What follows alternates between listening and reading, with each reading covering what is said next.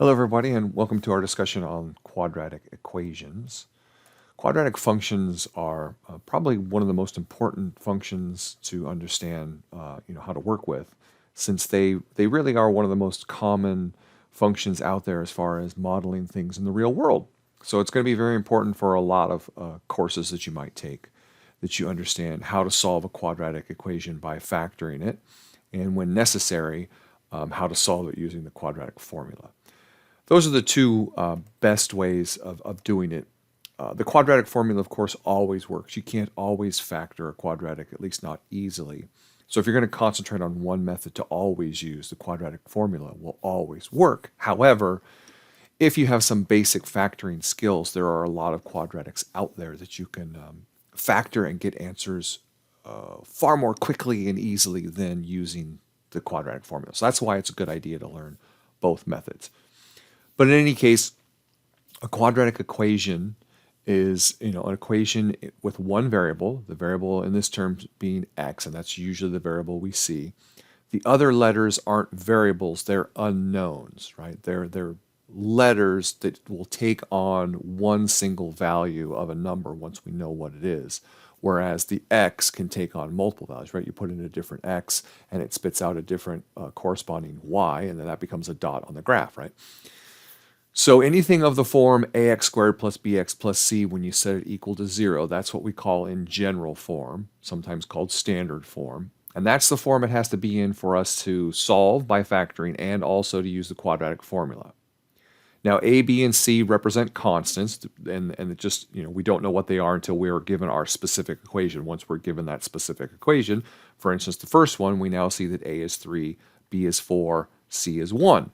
And in the case of this one, it's not in standard form, so we would have to move everything over and set it equal to 0, and then we would know what it was, right? So we would subtract this x squared over here, and we'd have 1x squared. We would add the x over here, we'd have 1x, and then we'd have a 1 here equals 0, and then all of them would be 1, right? 1, 1, and 1. So you can have a quadratic where b and c are 0, either or both. But you can't have a equals 0, because if a is 0, this goes away and you're left with just bx plus c, which of course is a straight line, right? That's mx plus b, just with different, so we usually use m for slope and b for the intercept. But m is the same thing as b, and b is the same thing as c, right? They're just unknown. So bx plus c is the exact same thing as mx plus b. It's still just a straight line. So you have to have this x squared piece, otherwise it's not a quadratic.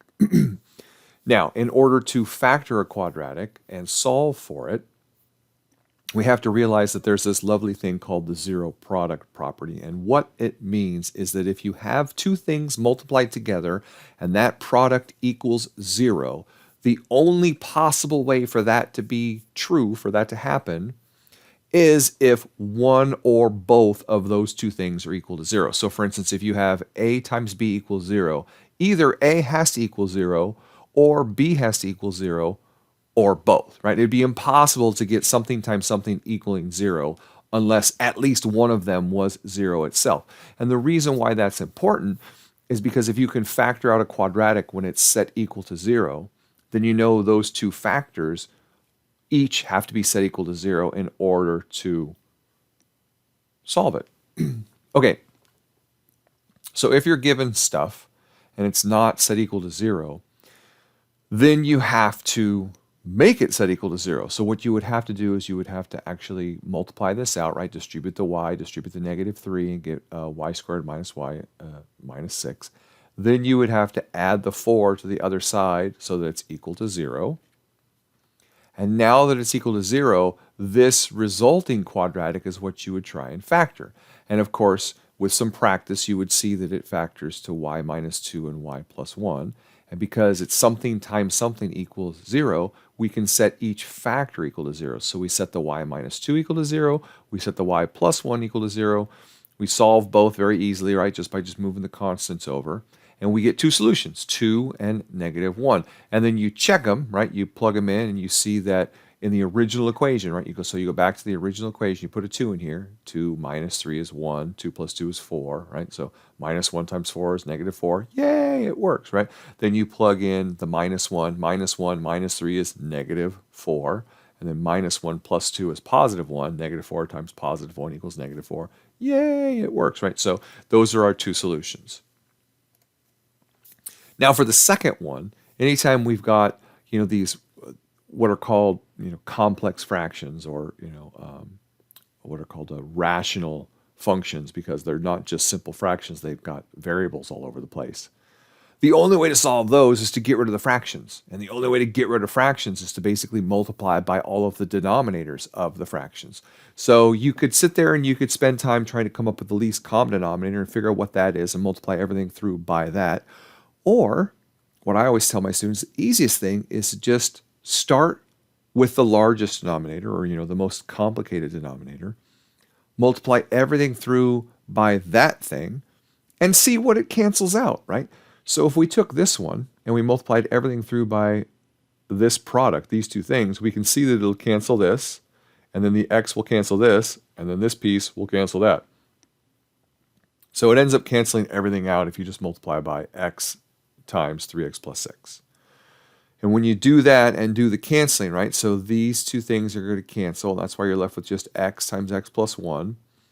And then when you kind of distribute it through here, this x cancels with this x, and you're left with 3x plus 6 times 3. There's that piece.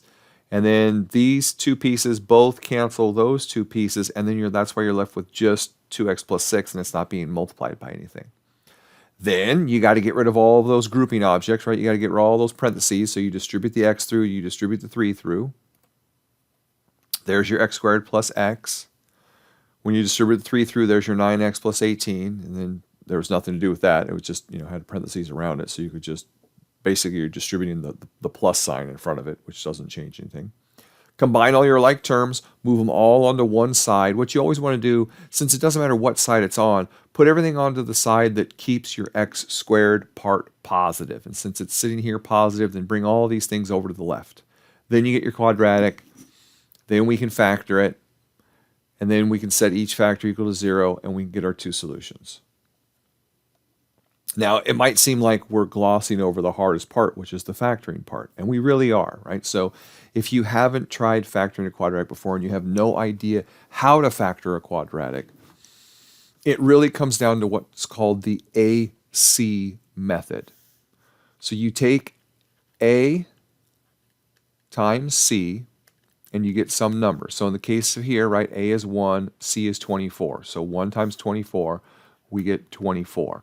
Then, once you have that number, you list all of its factor pairs, right? So it's 1 times 24, it's 2 times 12, it's 3 times 8, it's 4 times 6. And then, of course, plus and minus, right? So it could be negative 1, negative 24, 2, negative 2, negative 12, right? Because they get a positive, because it would have to be positive. But in this case, it's negative. So we know that one of these is positive and one of these is negative. So when you factor it, the terms that go here have to multiply to make this. And since there's a 1 in front of here, the only way that could be is an x and x. If this was a 2, we know that we'd have to have a 2 and a 1. If it was a 3, it'd have to be a 3 and a 1. If this was a 4, then we have a lot of things to check. It could either be a 2 and a 2 or a 4 and a 1. So basically what happens with factoring is it comes down to a guess and check kind of technique. The AC method just gives you a place to start. We know that in order to get negative 24, the number here and the number here both have to be perfect factors of 24, because when you FOIL this out, you get x times x, that gives you the x squared. You get x times this number, it gives you a certain number of x's. You get this number times this, gives you some more x's. And then you get this number times this number, which gives you the constant. That has to be negative 24. So we know one of them has to be positive, one of them has to be negative. Doesn't matter which order you put it. Right here we put negative first, positive, doesn't matter. But now these two numbers have to multiply to 24, which we've done here, right? So it either has to be this pair, this pair, this pair, or this pair. And then on the inside, right, this is going to give us a certain amount of x's. This is going to give us a certain amount of x's. These are going to be positive. These are going to be negative. And so when you add those together, the positive and the negative, the difference is going to have to result in negative 10x.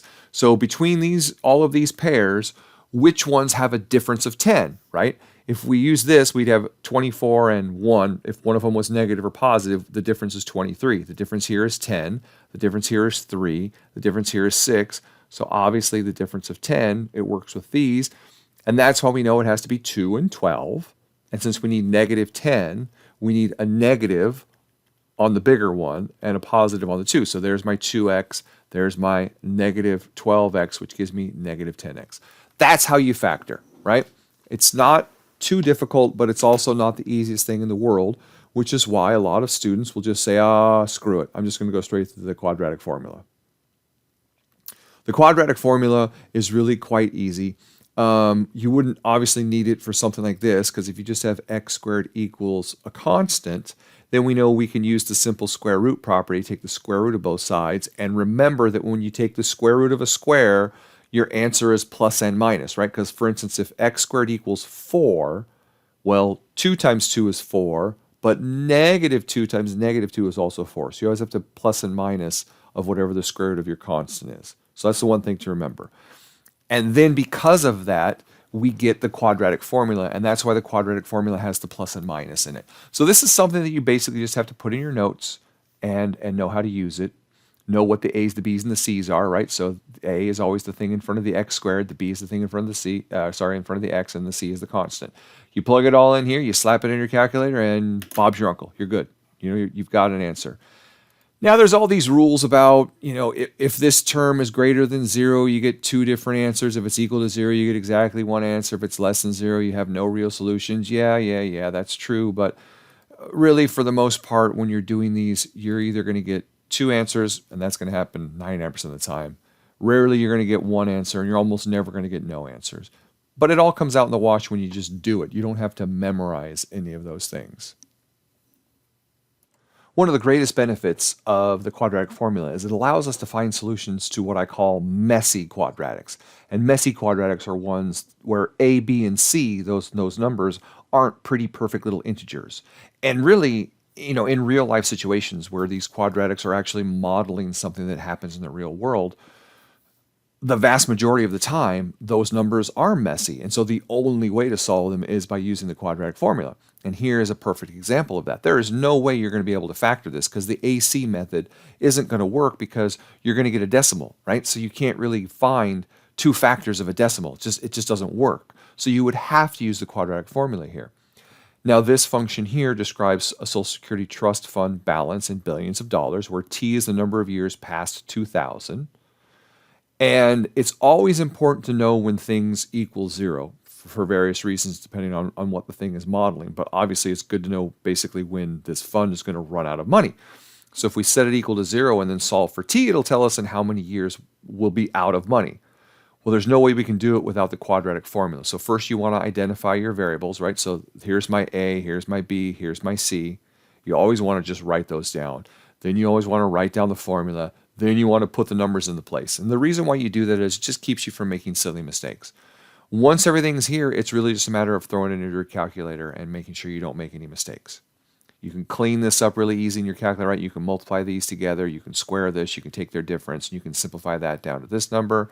Then you can finally take a square root, there's that number, down to here, and then it's just a matter of this plus that divided by this, and then this minus that divided by. Now, you might notice that there are only a few decimals on these. The numbers are going to have far more decimals than that, so you might be asking yourself, how many decimal places should I carry? Well, if you have a fancy calculator and you can type the whole thing into the calculator with just a plus, right? First you do it with a plus and then hit enter, then you do it with a minus and enter.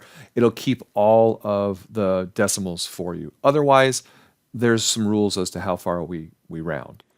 The basic rule of thumb for rounding is if you have to round intermediate steps, right? And these are intermediate steps because basically you do some math and you get a number, and then you take that number and you do some more math with it. So that's an intermediate step.